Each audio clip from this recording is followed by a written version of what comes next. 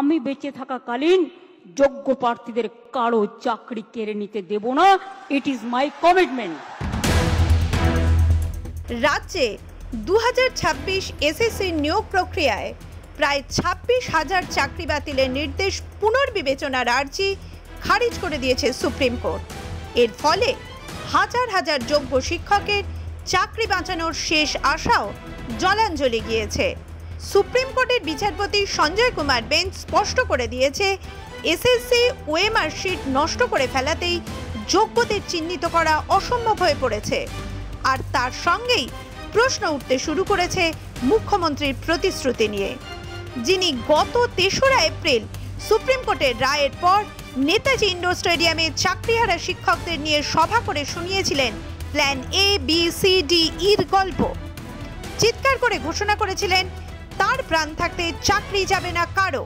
মুখ্যমন্ত্রী 100 বছর সুস্থ শরীরে বাঁচুন, কিন্তু রিভিউ পিটিশন খারিজ হওয়ার পরে তো যোগ্য শিক্ষকদের চাকরিটাই রইল না।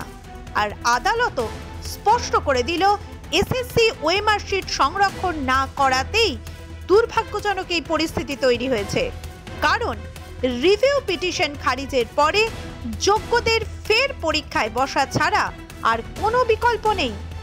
একই সঙ্গে রিভিউ পিটিশন খারিজ হয়ে যাওয়ায় অযোগ্যদের বসিয়ে মাসে 20,000 টাকা করে ভাতা দেওয়ার মুখ্যমন্ত্রীর পরিকল্পনাও ভণ্ডুল হয়ে গিয়েছে।